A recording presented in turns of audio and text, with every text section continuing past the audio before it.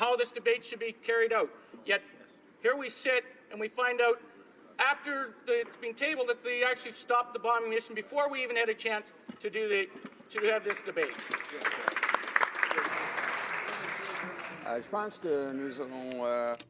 I believe that we will proceed with statements by members. The Honourable Member for Manicouagan. Thank you, Mr. Speaker. On December 15th, the Truth and Reconciliation Commission put forth its final report, and one of the recommendations by the Commission, the 94th one, deals directly with CBC Radio-Canada. CBC has responded to the recommendation through a web platform in English, and the content deals with First Nations. But to have free information and exchange of information on Aboriginal peoples and the integration of communities that are far too represented at CBC. However, there are no arguments or reasoning to explain why it doesn't exist on the Radio-Canada side.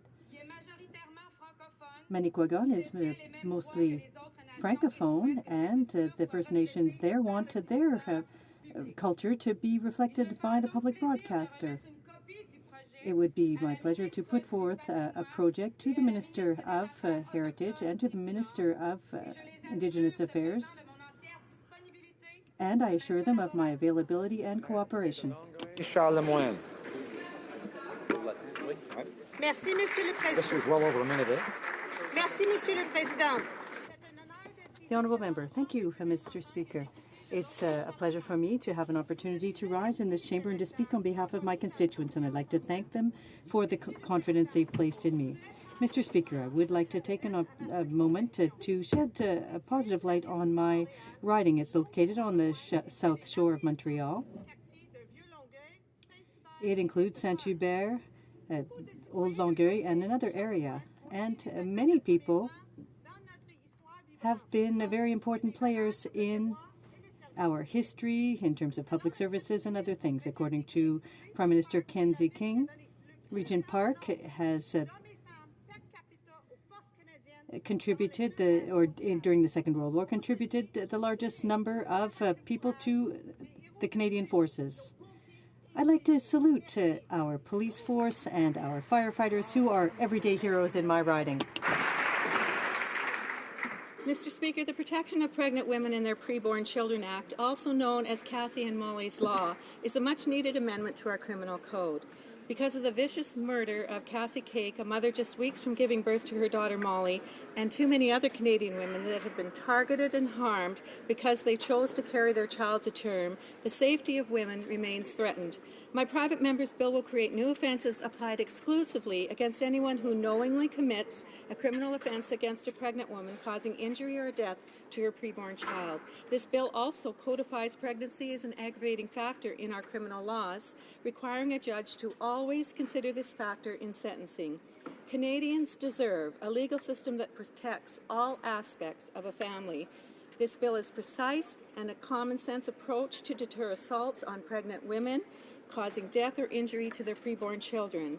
I look forward to working with all of my colleagues in this House to make this law a reality for Canadian women and for their families. The Honourable Member for Sydney, Victoria. Mr. Speaker, let us take a moment to recognize the importance of fresh fruit and vegetables to Canada, which contributes over $11 billion to our GDP. The Canadian Produce Marketing Association members bring fruit and veggies from the farm gate to our dinner plate for Canadian families right across the country. Covering every segment of the supply chain, from grower to retailer and everyone in between, CPMA members are responsible for 90% of the produce sales in Canada. As a farmer and a member, my wife Pam and I grew vegetables and strawberries for many years, and we also helped growers around the world. Eating more fruit and vegetables makes for a healthier lifestyle that leads to a happier and more productive citizens. It also helps create a more sustainable healthcare system. So I hope that everybody will join us tonight in recognizing the contribution that CPM makes to our economy and the health of Canadians. This event tonight will have Chef Michael Smith serving up many dishes for you all to enjoy. Thank you.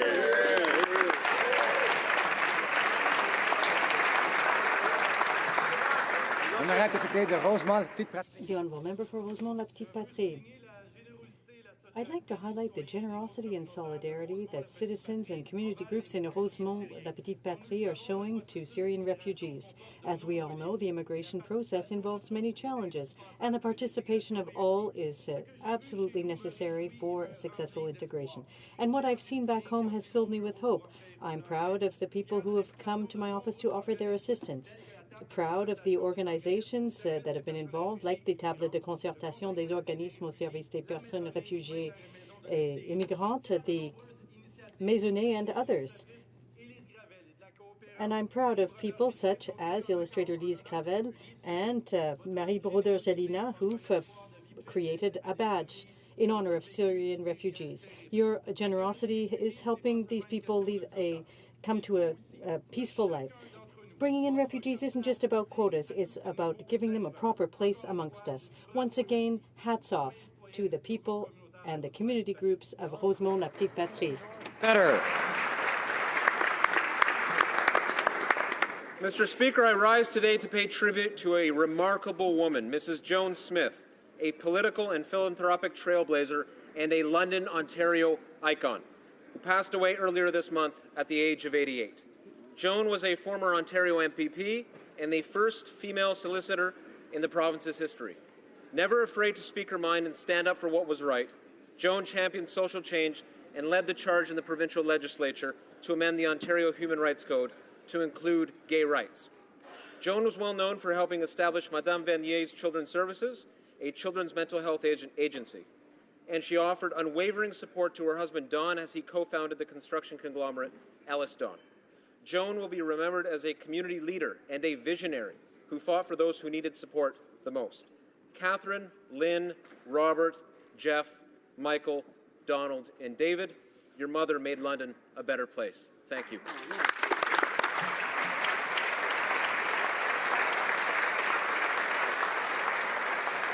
The honourable member for Carlton Trail, Eagle Creek. Mr. Speaker, today is Canada Aviation Day. This year marks the 106th anniversary of Canadian aviation, a day where Canadians celebrate Canada's aviation safety, strength, and success.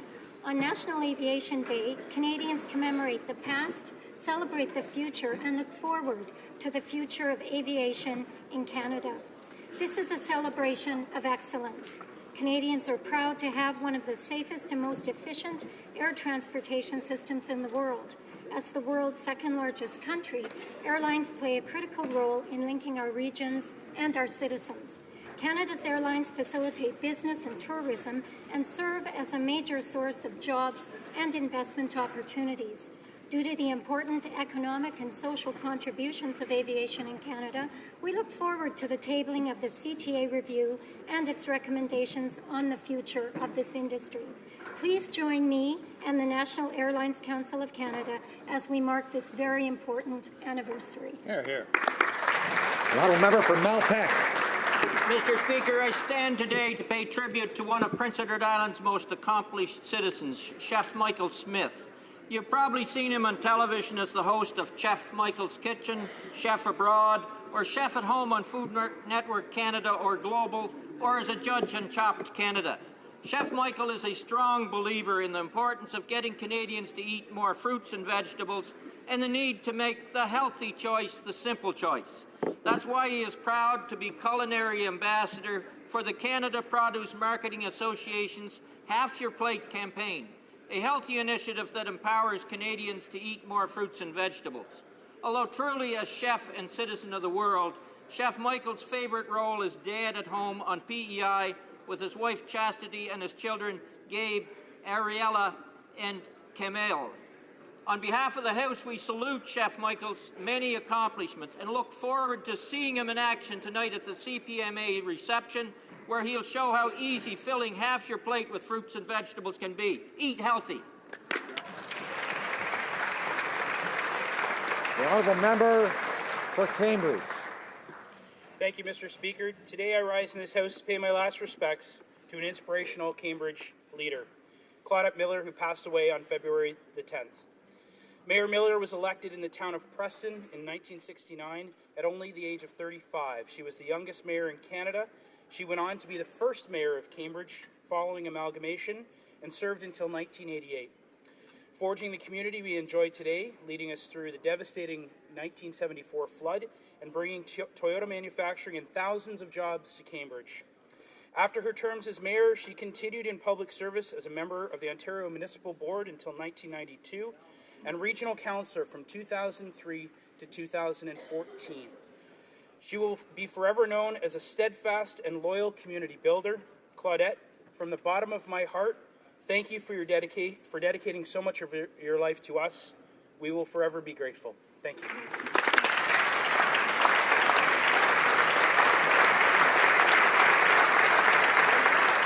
Honourable member for Carleton. The Civic Hospital is almost a century old, so old that its CEO said it is under constant repair and maintenance. Quote, despite our efforts with the ongoing patchwork, we have parts of the hospital that are permanently closed. They are literally too unsafe to use. He added, with a modern facility, they could save more lives and limit more suffering. After studying 12 potential locations for a new building, the hospital told then-Minister John Baird the best place was right across the street, using less than 10% of the experimental farmland, with plenty of time for scientists to transition to the remaining 90%. Mr. Baird did the right thing. He fought for a hospital in his hometown. If the new government thinks there is a better location, tell us where.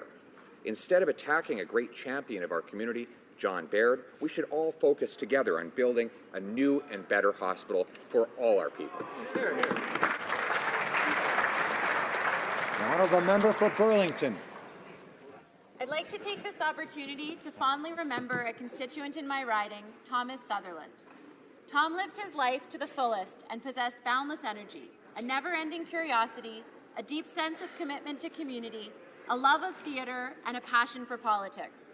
But his greatest joy was in singing and entertaining others. He was called to the bar in 1965 and practiced family law in Hamilton and then in Burlington for over 30 years.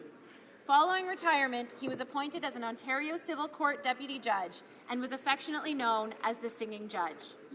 Tom was a devoted Liberal and ran twice in the 1979 and 1980 federal elections and served as president of the Young Liberals in Hamilton and Toronto. He was Canada's representative at the NATO Youth Conference at The Hague, a delegate to the UN, and an appointed elections observer in the Ukraine, Armenia, Albania, Montenegro, and Kosovo. He was also a tireless volunteer and served on over a dozen committees in his community. Tom loved to sing his old Sinatra tunes, and I can proudly say that Tom did it his way.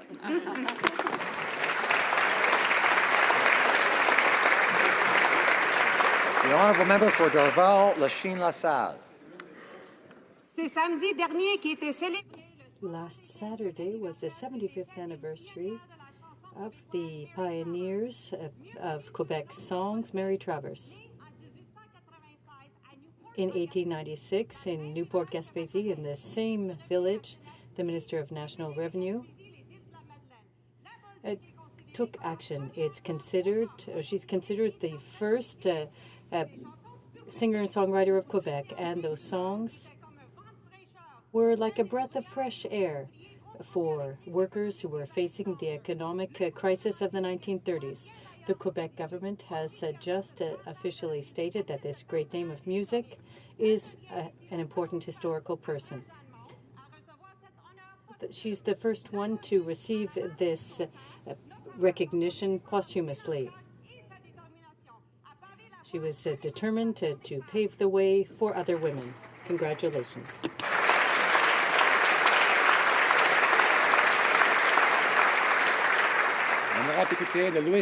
The Honourable Member for Louis Saint Laurent. Mr. Speaker, it was with sadness and heartfelt emotion that we learned yesterday that Mr. Pierre Moreau, a Quebec minister, is fighting what may well be cancer. He is a fighter, a real fighter. He's shown it often, and we know that he will do so once more. Elected to the National Assembly for the first time in 2003, he's held important cabinet positions. But beyond that, he's a courteous, committed, caring, and intelligent man. Everyone acknowledged his courage yesterday. The Quebec Premier, Dr. Philippe Couillard, said, and I quote, Beyond his physical state, I sense in him, and this will come as no surprise to anyone who knows him, an intense desire to fight and win. Pierre, I'm speaking on behalf of all colleagues in this House. We have confidence in you. We know that you will overcome this disease. Bon courage.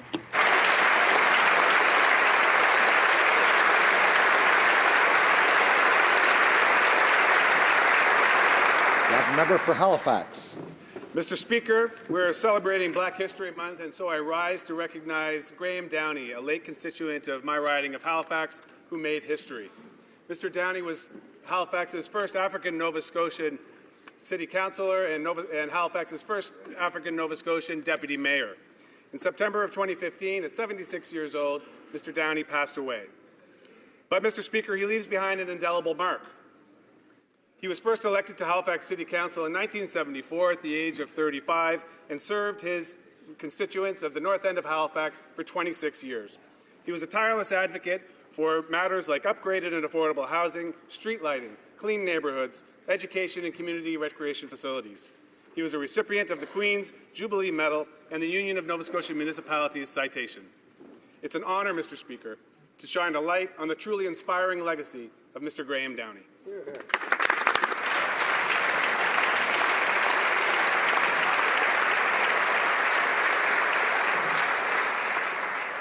Member for South Okanagan, West Kootenay.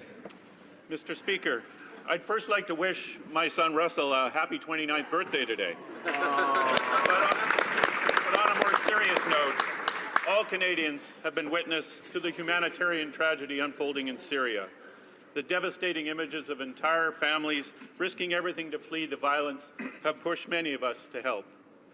In my riding, people from Naramata to New Denver and many places in between have been opening their hearts, their homes, and their wallets to accept refugees, with housing, ESL programs, job placement supports, and integration plans in place. The people of South Okanagan, West Kootenay have stepped up to privately sponsor refugees, and many are in a position now to accept government-assisted refugees. Today, I want to thank all of those who have lent their helping hands. And we want the government to know that our communities are ready, willing, able, and indeed anxious to work with you, and we look forward to hearing more about how our communities can help. Thank you. The honourable member for Selkirk, Interlake, Eastman. Mr. Speaker, 2 years ago in Ukraine, the Heavenly Hundred were gunned down on Kiev's Maidan during the Revolution of Dignity. And it was 2 years ago that President Putin's little green men invaded and occupied Crimea, and then Putin illegally annexed it. Today, Russian officials continue to arrest Tatars in Crimea and close their legislative assembly, their mosques, and cultural centers. Russia wants to normalize relations with the Liberal government. Normalization is code for appeasement. Unfortunately, our Prime Minister wants to engage Putin. I remind the government that Crimea is Ukraine, and whether it takes 5 months or 50 years, Canada should never recognize it as Russian territory. Russian soldiers fighting in eastern Ukraine isn't interference, it's called an invasion. If Russia wants to avoid their Cold War #2, then Russia must get out of Ukraine. The previous Conservative government strongly supported Ukraine with sanctions, military assistance, government reforms, and fostering economic growth. I invite all members to join Ukraine's Deputy Speaker, Audrey Parubi, at 3:30 today at the Centennial Flame for a vigil in remembrance of the Heavenly Hundred and the victims of the Euromaidan.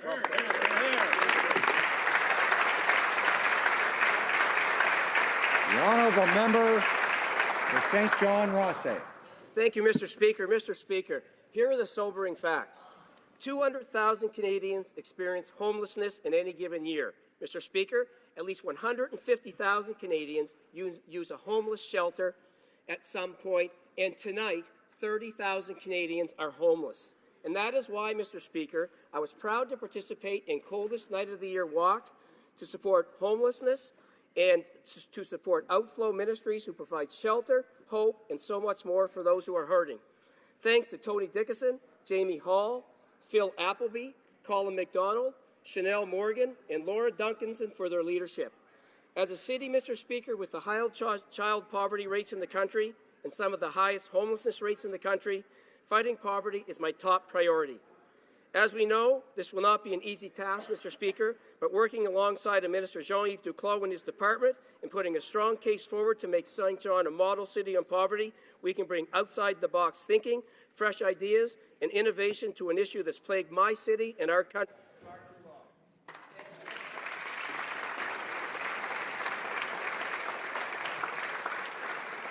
I remind the member and remind staff of members who advise them on statements in the House not to use the names of members in the House, but rather only their titles. Question of oral questions orales. Honorable Leader. The Honourable Leader of the Opposition. Mr. Speaker, there are three very big problems with the Prime Minister's new borrowing spree. First, of course, is that it breaks his promise to Canadians. Second is that all the borrowing he's doing actually isn't going to create jobs right now. And the third is that he has no way to pay it back unless he actually raises taxes. Does the Prime Minister realize that all this borrowing with no plan to pay it back is just a recipe for waste, higher taxes, and more intrusive government? The Right Honourable Prime Minister. Mr. Speaker, in the last October's election campaign, we highlighted that we saw clearly that what Canada needed was investment and growth, that for 10 years the previous government was unable to create the kinds of opportunities and growth that middle-class Canadians and those working hard to join the middle class truly needed. And that's why we put forward a plan to invest in our communities, to support the middle class and those working hard to join it, and to create the kind of growth that Canada has too long lacked. That's what we've committed to do. That's what we're doing. The Honourable Leader of the Opposition. Mr. Speaker, the Conservatives allowed this country to get through the worst recession in the world with the best position in the G7. We created 1.3 million net new jobs, and we left a budget surplus of over $1 billion. Mr. Speaker, even the NDP recognized this. Why are the Liberals so determined to destroy Canada's enviable leadership position on the international stage?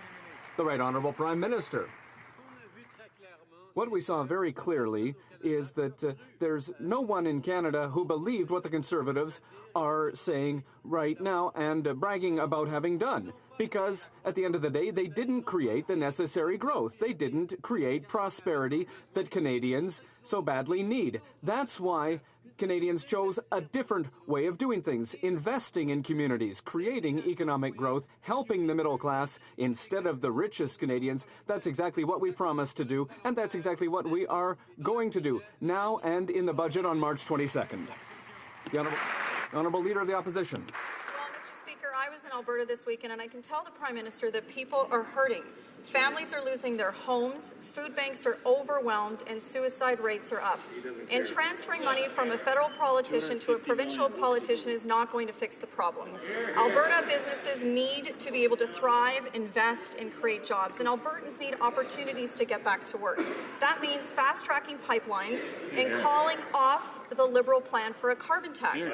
When's the Prime Minister going to understand that throwing borrowed money around does not create jobs? The Right Honourable Prime Minister. I find it humorous, Mr. Speaker, that this member was calling on us for a long time to help Alberta. When we finally deliver $250 million to Alberta through the Fiscal Stabilization Program, they call it insignificant. The fact is, we understand too well that this Conservative government's approach of trying to bully their way into create pipelines wasn't working because they ignored the fact that you need strong environmental protections in order to create a strong economy. That's what Albertans expect of us. That's what we are going to deliver. The Honourable Member for Beauce.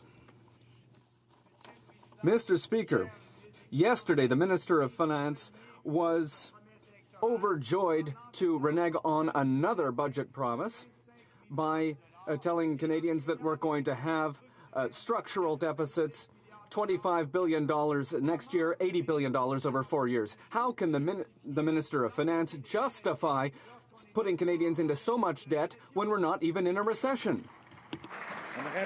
The Honourable Minister of Finance. Mr. Speaker, our goal remains to have a balanced budget, but our priority is to have the possibility of making investments in Canada for Canadians, for the middle class.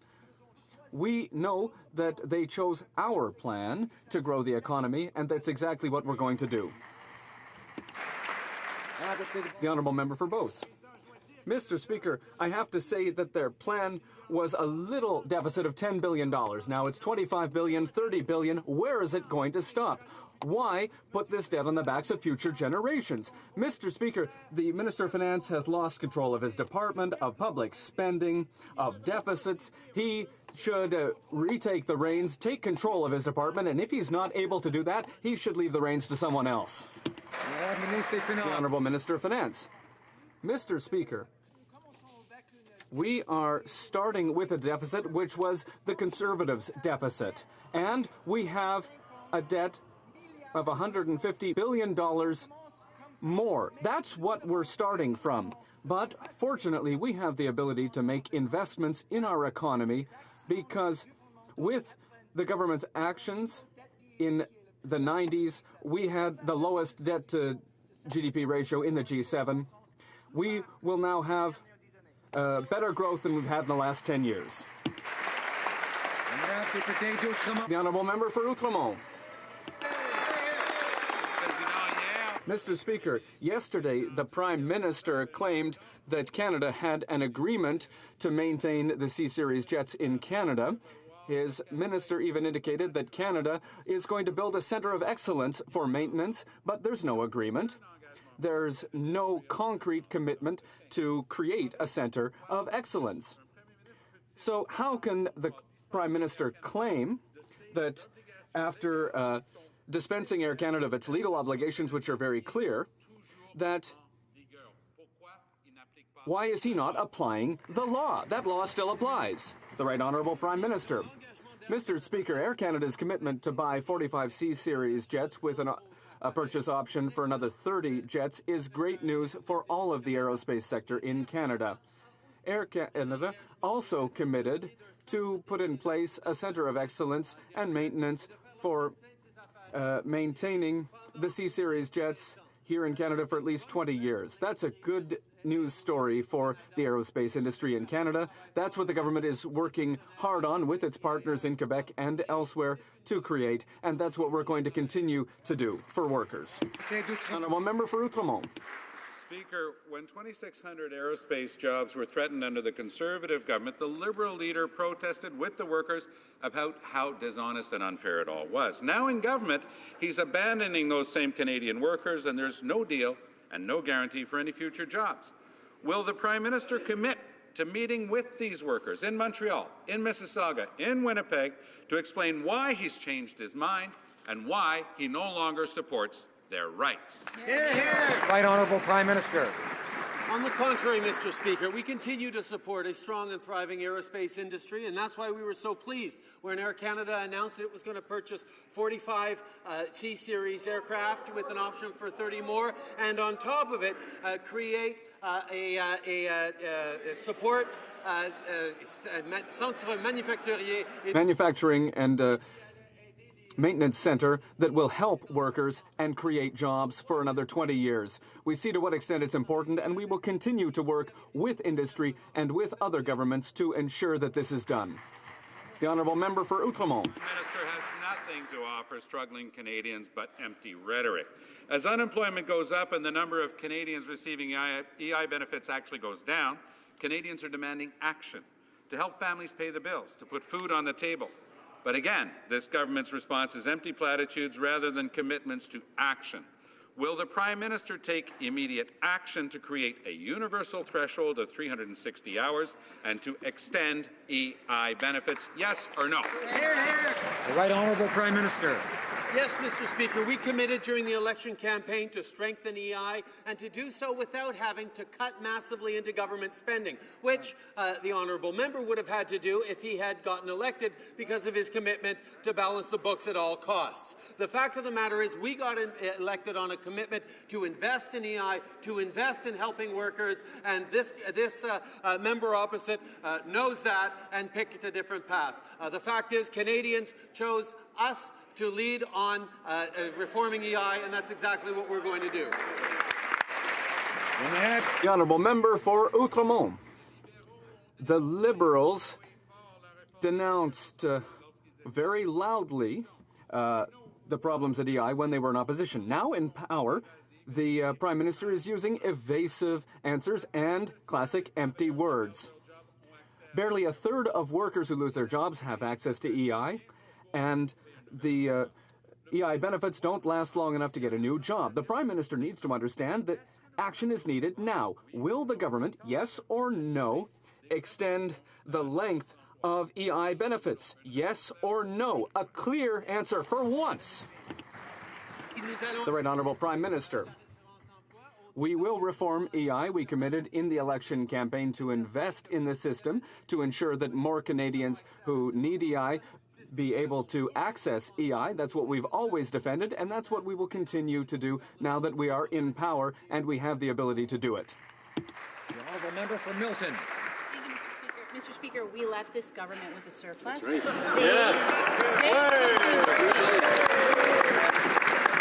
Ask the Finance Department officials. They could be working with a balanced budget. They could be strengthening the Canadian economy. Yep. But my question, Mr. Speaker, is about testimony at the Finance Committee today. And I have to ask the Minister of Finance this. Was he really serious when he said that running a balanced budget is going to put us in a recession? Wow. The Honourable Minister of Finance. Mr. Speaker, I was deadly serious. What the people on the other side of the House said, they said that what they wanted to do was to balance the budget at all costs immediately. What that would mean is that we would have right now tens of billions of dollars of cuts. Cuts that would increase our unemployment rate, that would reduce our ability to be flexible, that would certainly put us into a very difficult situation. Our plan is to make an investment to actually improve our rate of growth for this country, for the middle class, and for those most vulnerable.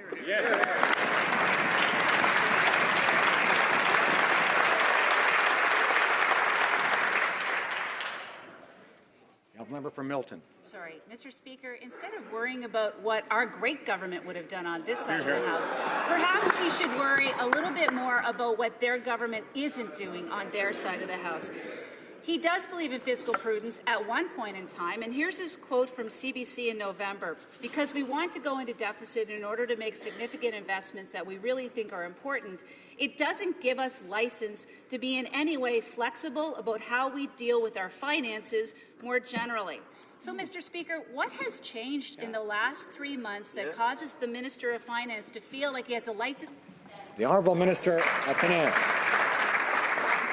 Mr. Speaker, I very much appreciate the quote because it is a quote that I stand by today.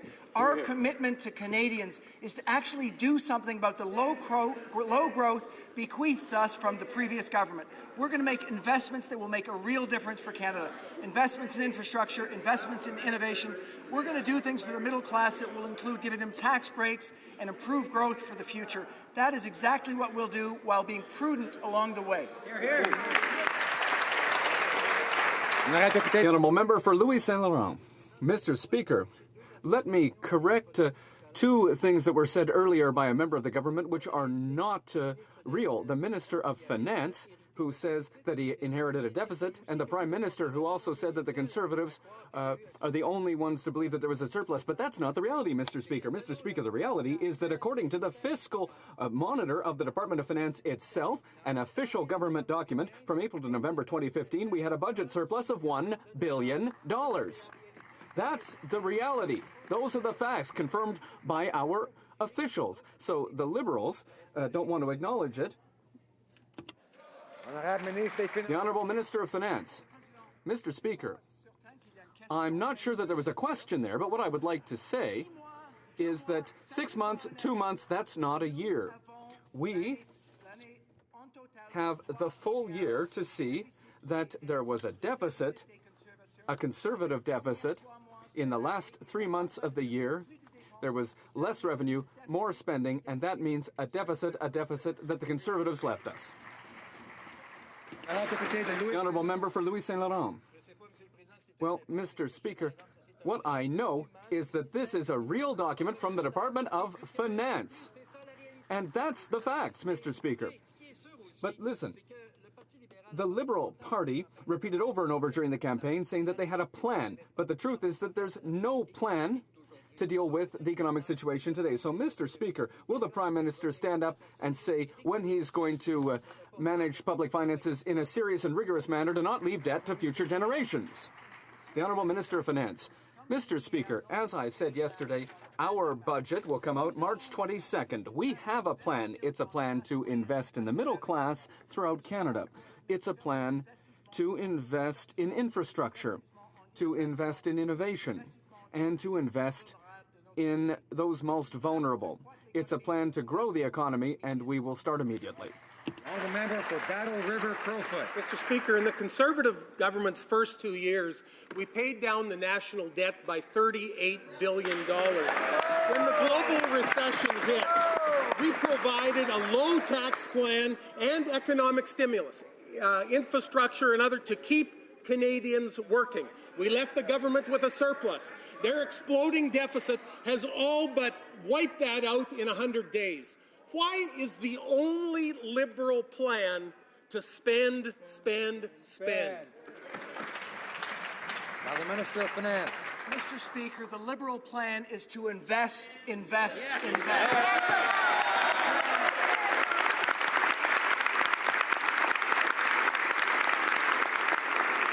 Unlike the Conservatives, we were not left with a surplus. The Liberals left the Conservatives with a $13 billion surplus. They turned it into $150 billion of additional debt for Canadians. We're going to spend to increase our growth rate to make Canada better for Canadians. Member for Battle River Crowfoot. Mr. Speaker, I remind that finance minister that those are Canadian taxpayer dollars that he spending. Mr. Speaker, following the global economic downturn, Canada was in the best position of the G7 countries. Canada was the first to emerge from the recession, and we went on to be ranked as one of the best places in the world to start a new business and to create jobs.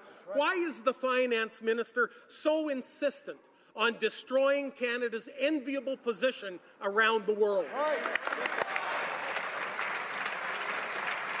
The Honourable Minister of Finance. I'd like to remind the member opposite that something really important happened on October 19, 2015. Canadians had a choice. They had a choice between dealing with a low-growth economy and investing or making cuts so that we actually had a more difficult situation. Canadians made the right choice. They chose to invest. We are making investments in the middle class. We're making investments in infrastructure. We're making investments in innovation so that over the next period, the next generation, we will have a stronger Canada for Canadians. The honourable member for Rimouski, Nejet, Témiscouata, Basque. Yesterday, the former Parliamentary Budget Officer Kevin Page questioned the numbers the Finance Minister used in his update. Today in committee, the Minister persisted in using these numbers that seem to come from thin air. This is troubling for Canadians, especially given that the Minister refused to confirm if he will keep his election promises. Does he not understand that it's Canadians, and particularly low-income Canadians, seniors, families, and those who are unemployed, who will be the first to be hurt by the economic slowdown? The Honourable Minister of Finance. Mr. Speaker, we made a promise to Canadians. We promised to be open and transparent. Yesterday, I explained that our current situation is difficult. The economy is volatile. And that's why we chose a growth rate for next year which is lower than had been projected from before. That's a good starting point, and that's a good way to look at how we can create a budget for the future. Honourable member for Rimouski, Nejet, Témiscouata, Les Basques. Coming out from a hat, the former parliamentary budget officer has warned that the finance minister's latest fiscal update is full of holes and fudge lines. And the minister is even less clear on whether it will deliver help for struggling Canadians. While the update confirms this tax scheme will cost over $1 billion more than first claimed, seniors, families, and the unemployed are left to wait for promised help. Why are those most in need last on the minister's mind? The Honourable Minister of Finance. Speaker, I am delighted to answer this question. We made promises in the last commitment to make investments. We made promises to help the middle class. We've already moved forward. We also made promises to help those that are most vulnerable. And I am proud to say that we will be moving forward with our Canada Child Benefit in Budget 2016. This is an historic decision to make an enormous difference for people in this country. We're going to help 9 out of 10 Canadian families with children, and we're going to bring hundreds of thousands of children out of poverty, helping the most vulnerable. Thank you for the question. Yeah. Honourable member for Carleton. Mr. Speaker, stock options allow cash-short startups and new businesses to hire the most talented employees by offering them a piece of future wealth. However, the Liberal government wants to double taxes on stock options. That means that many entrepreneurs will need to start up elsewhere, which means less jobs for Canada. Will the Minister of Finance announce today that he will abandon this tax hike on innovators and job creators? The Honourable Minister of Finance. What I would like to announce today is that we have an absolute commitment to making our country more innovative. We have an absolute commitment to dealing with the productivity challenge in this country. We are moving forward to do what's not been done for the last decade, and that's to invest in innovators, invest in innovation across this country, and I will be delighted to present my budget in just a few short weeks to give more details on this subject.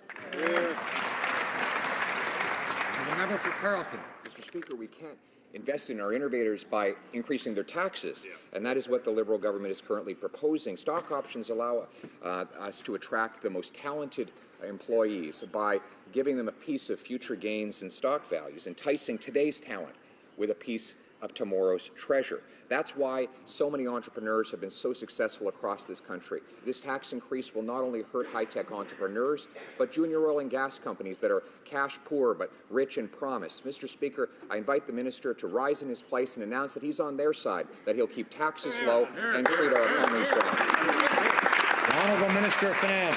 I thank the member for that very kind invitation to stand and tell people that I support innovation, because we absolutely do. We know that supporting innovation in this country is a rather complex job. It involves more than just one tool in your toolbox. We are going to make investments in science, in basic science, that will make a real difference for future innovation in this country. We're going to make investments in innovation clusters that will make a real difference, attracting companies that want to do research in our country.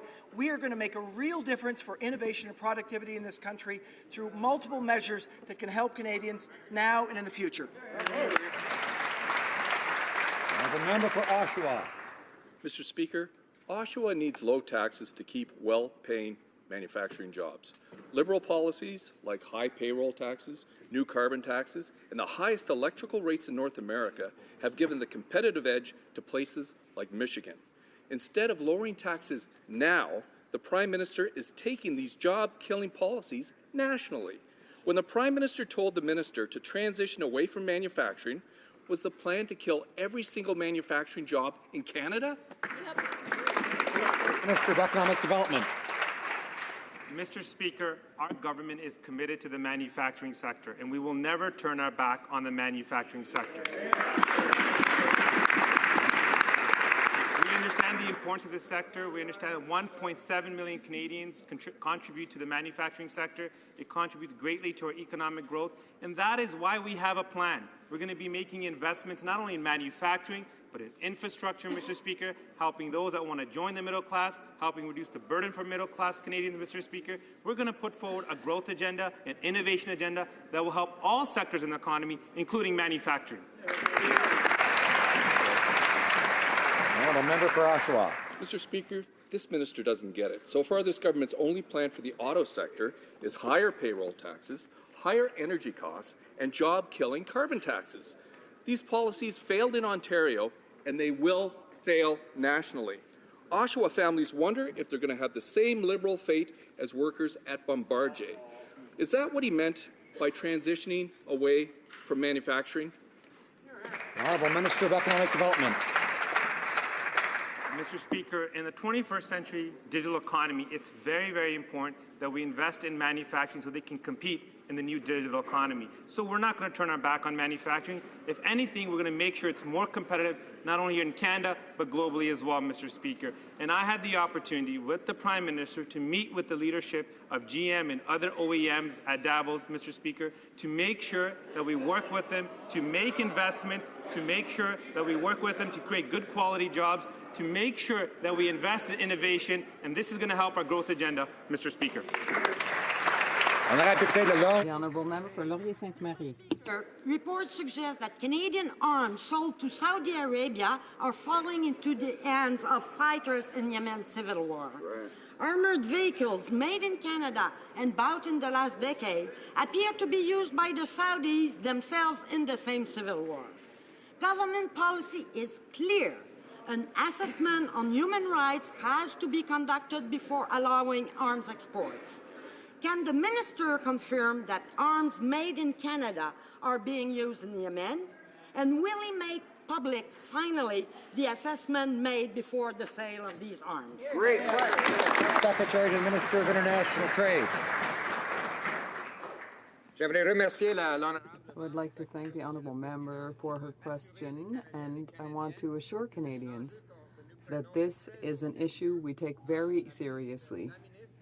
The Minister asked the Department for details yesterday to investigate, and Mr. Speaker, we promised during the campaign that we would proceed with more transparency and responsibility in this kind of file, and that's exactly what we intend to do. The Honourable Member for Laurier-Sainte-Marie. That's what we want, is transparency, but interested in the subject would be something nice to see. The government's policy is clear. Before allowing for foreign arms sales, the government must ensure that these arms will not wind up in a combat zone and will not serve to trample human rights. But now we've learned that arms will be rather sold to Saudi Arabia are involved in the conflict in Yemen. Can the Minister confirm that this is the case, and will he commit to making the assessment made by the Department, or the one it should have done, before allowing for the export of weapons to Saudi Arabia? The Honourable Parliamentary Secretary.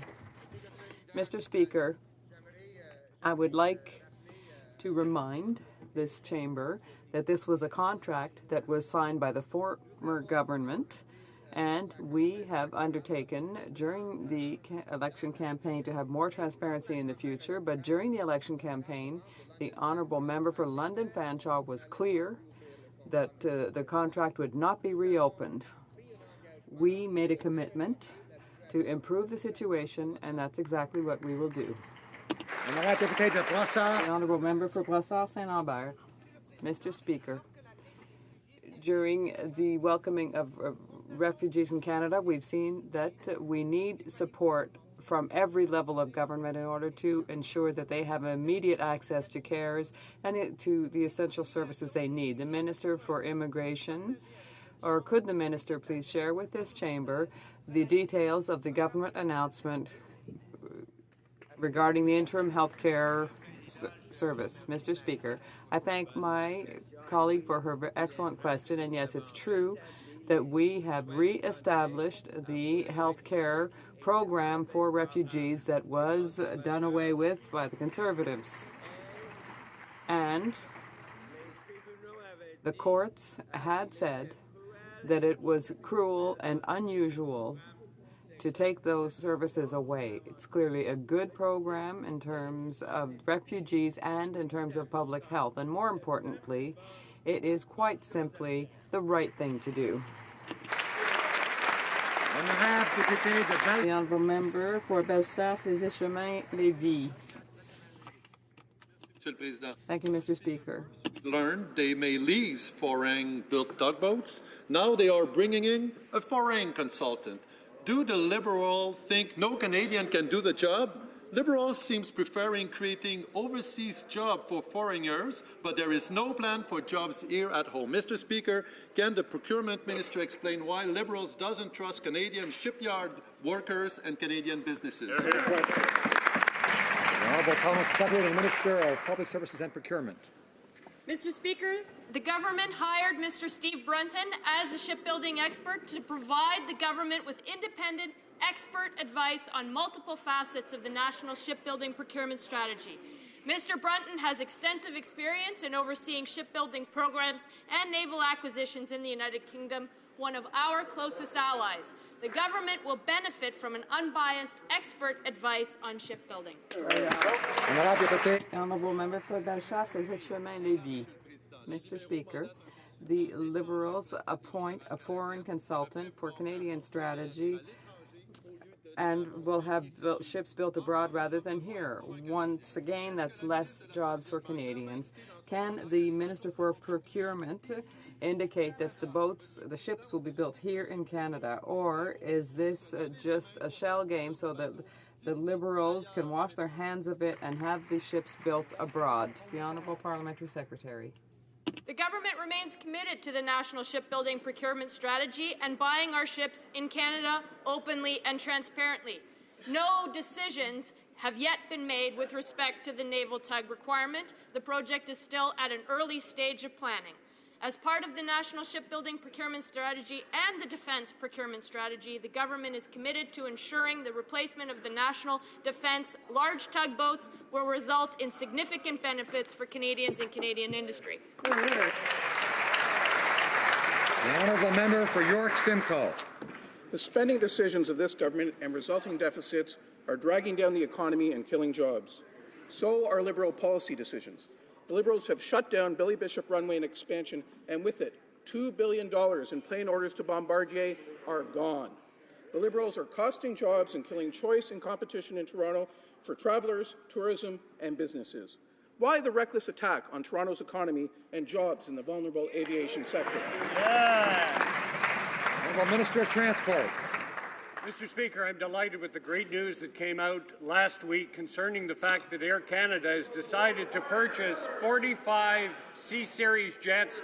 Not only that, possibly 30 more, and that they will be undertaking the maintenance of those aircraft in Quebec for the next 20 years at least. This is great news for Bombardier. This is great news for Quebec. This is great news for the aerospace industry. Everybody should be very happy about it. Thank you. Member for Durham. Mr. Speaker, last fall, the Minister of Immigration traveled to Lebanon to a refugee camp. So, in his own words, he said he could see the people we were helping with his own eyes. At the Zadari camp in Jordan, he was joined by his two seatmates to left and right, where they told the refugee families Canada was there to help. But last week at the Public Safety Committee, Mr. Speaker, we heard from government officials that virtually none of the 25,000 Syrian refugees came from those camps. Why has that minister misled Canadians? And more importantly, why has he offered false hope to those families for the purposes of a photo op?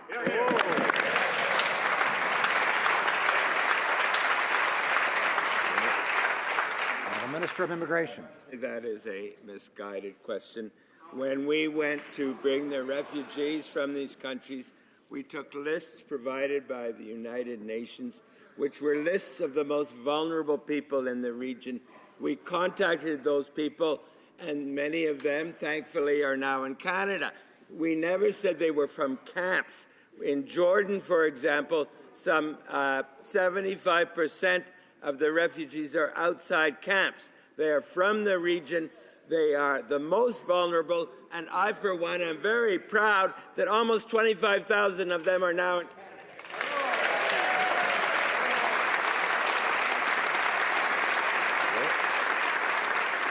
Member for North Island Powell River. Last week, the Standing Committee of Fisheries and Oceans passed a motion to review the imminent closure of the Comox Communications Safety Station. There have been serious concerns raised about the safety of our coast if this station is shut down. Spills, accidents, and longer waits for emergency service are all likely. Mr. Speaker, lives are at risk. Will the minister now do the right thing, hear from witnesses, listen to residents, and abandon their plans to shut down the Comox station? The Honourable Minister of Fisheries. Thank you, Mr. Speaker. Mr. Speaker, as I said before, the Coast Guard has modernized its marine communications and traffic services centres with 21st century equipment. I have visited these centres and seen firsthand these new systems that replace the 30-year-old technology. Coast Guard staff are highly trained, highly skilled, and they need the right tools to do their jobs. Thank you, Mr. Speaker. The honourable member for Port Moody, Coquitlam. Mr. Speaker, does the minister really believe that technology alone can replace these communication centres? It's simply not the case. In fact, over the weekend, the Victoria Station went down, leaving Georges Strait, Howe Sound, and Vancouver Harbour completely unprotected. And this wasn't the first communication failure either. But still, this government seems determined to shut down the Comox station. Why is the Liberal government showing such disregard for marine safety? Why are they continuing with this failed Conservative approach? The Honourable Minister of Fisheries. Thank you, Mr. Speaker. Mr. Speaker, as I said, we've invested in new technology. It's like I said last week, switching from a dial phone to a smartphone. This technology is exactly what my staff need in those centres to keep people safe, and they have the training and the ability to be able to do it, and now they have the equipment as well. Thank you, Mr. Speaker. The Honourable Member for Lévis-Lotbinière. Mr. Speaker, the Minister of Justice sits on 6 cabinet committees, including one committee intended to strengthen relationships with Indigenous peoples. Her husband, registered as a lobbyist, a government lobbyist, with the intention of working on issues affecting First Nations.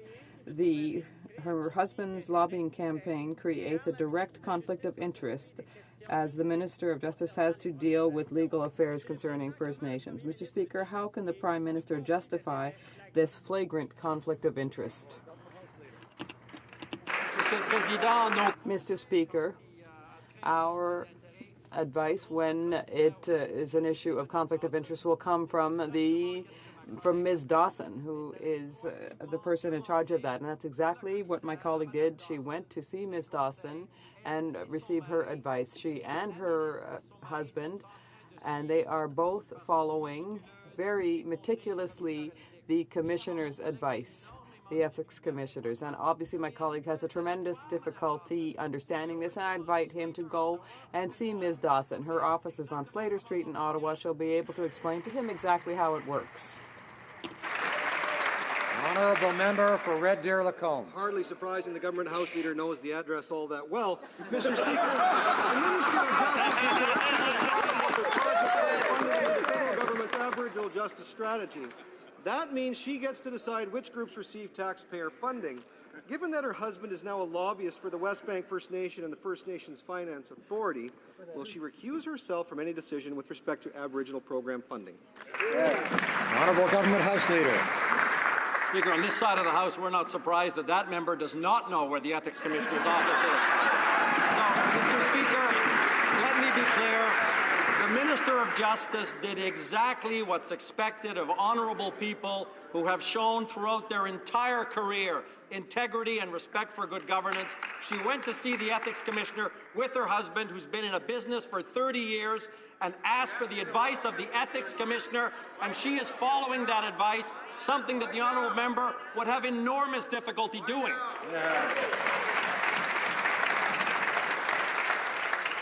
The honourable member Lacombe. To the City of Kelowna's website, the Kelowna RCMP supports victim services in the West Bank First Nation. This is the same First Nation that has hired the Justice Minister's husband as a lobbyist. The Justice Minister is the Vice Chair of the Government's Cabinet Committee for Intelligence and Emergency Management, 2 issues that are integral to the RCMP's mandate. This is a blatant conflict of interest, Mr. Speaker. Given her husband's lobbying activities, will the Justice Minister step down from the secret government committee? The Honourable Government House Leader. Mr. Speaker, the only secret here is why that member continues to imagine all kinds of problems where none exist. Let me explain to him exactly what happened. Our advice with respect to conflict of interest or the appearance of conflict of interest comes from the person that this Parliament has chosen to provide that advice. Her name is Mary Dawson. She's the Ethics Commissioner and the Conflict of Interest Commissioner. So, Mr. Speaker, we're happy to take her advice and follow it meticulously. That's what my colleague's done, and I wish the honourable member might inform himself as to how the process really works. Honourable Member for Calgary Skyview. Thank you, Mr. Speaker. Mr. Speaker, people in my riding of Calgary Skyview have been hit hard by the recent downturn in oil prices and are concerned about the economic future of their province. With the low price of oil and mounting job losses, they are worried there will be less revenue for the government. Will the Minister of Finance please provide an update to this House on what our government is doing to assist Alberta in this difficult time? Honourable Minister of Finance.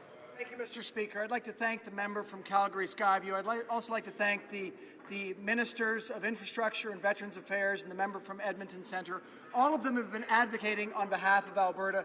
I can tell you that I was proud today to announce that we have fast-forwarded the Stabilization Fund for Alberta of $250 million, which is the maximum amount payable per person.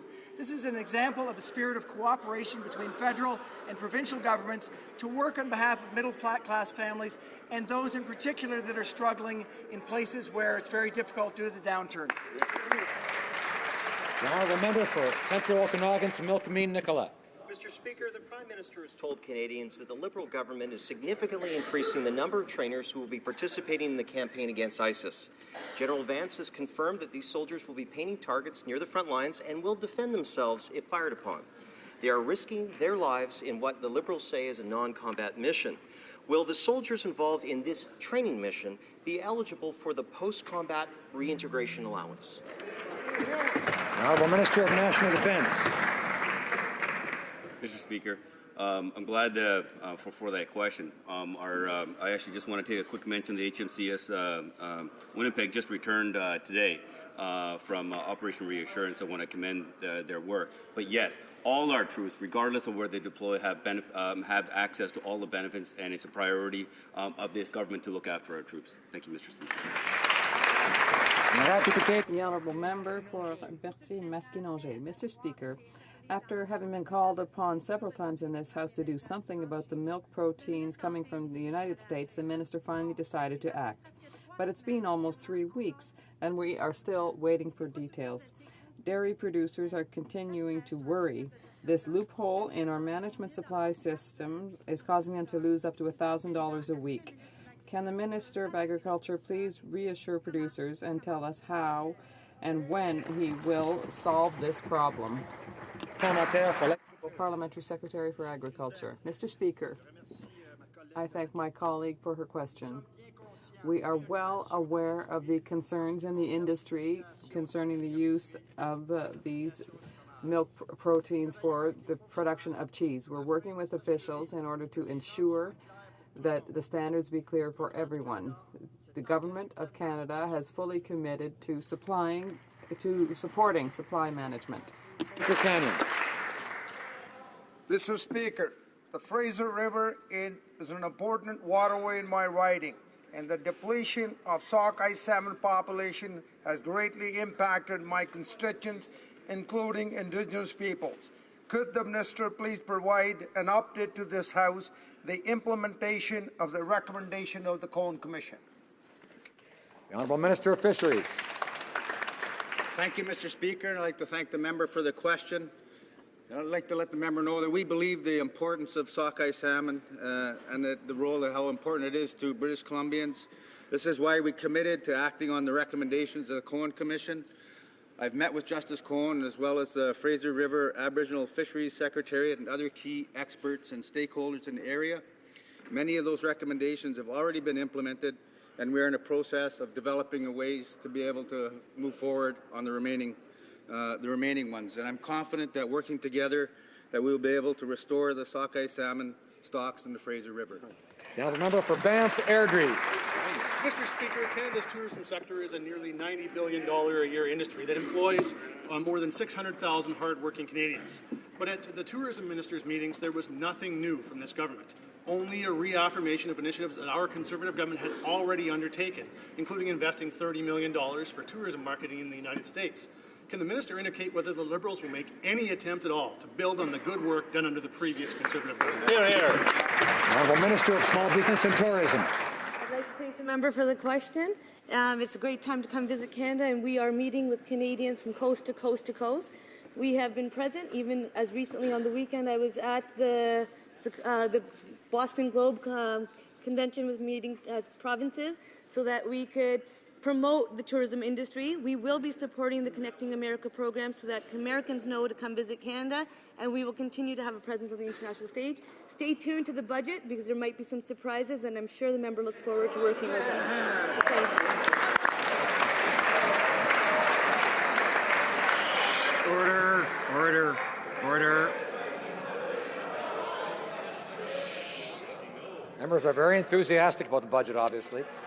The honourable member for Bécancour, The honourable member for Bécancour-Nicolet-Sorel. Mr. Speaker, the Minister of Transport was very happy that Quebec had dropped its lawsuit against Air Canada, and in doing so sacrificed 1,800 Avios workers and their families, claiming that in the next 10 years Air Canada might create 1,000 jobs for the maintenance of the C-Series jet. In this issue, what's clear is the following, that the Air Canada Act and the conditions associated with it for its privatization, but above all, it's the non-compliance with this legislation on Air Canada's part.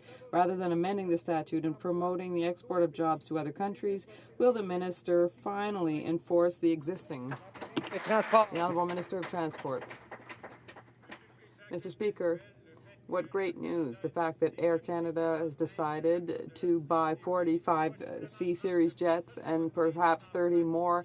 That will create jobs at Bombardier, not only for the immediate future, but in the long term as well. It's good news. They are also committed to doing the maintenance of these planes in Quebec for at least the next 20 years. That's good news. And also the fact that the government of Quebec is preparing to drop its lawsuit against Air Canada. That allows or will allow the government to make changes to the Air Canada. To Saanich Gulf Islands. Thank you, Mr. Speaker.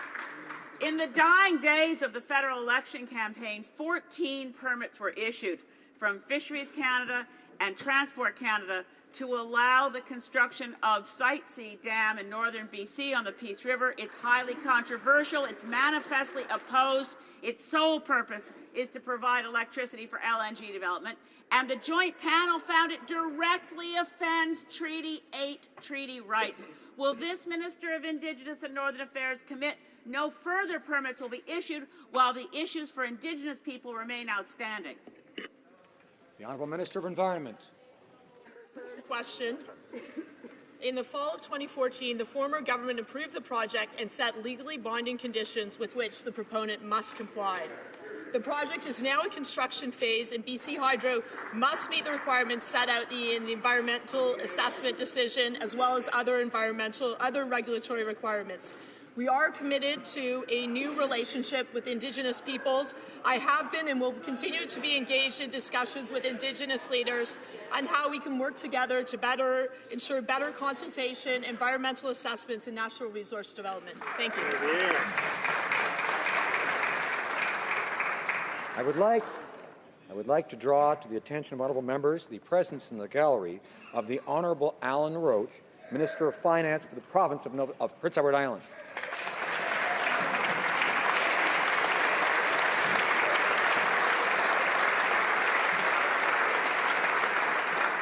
Orders of the day.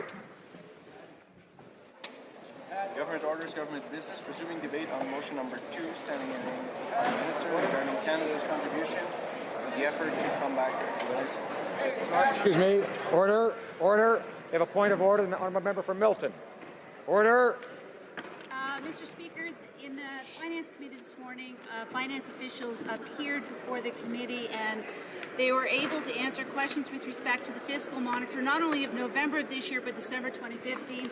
I'm seeking permission from the House in order to table these fiscal monitors showing the great work done by the Department of Finance. Great idea. Is there unanimous consent for the tabling of this document? No, I do not hear. No, there's no consent. Order. Order. Order. We're on to debate now. Order. Order.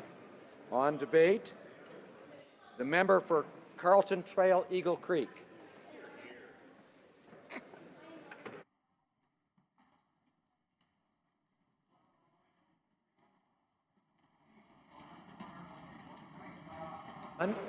The member for Carlton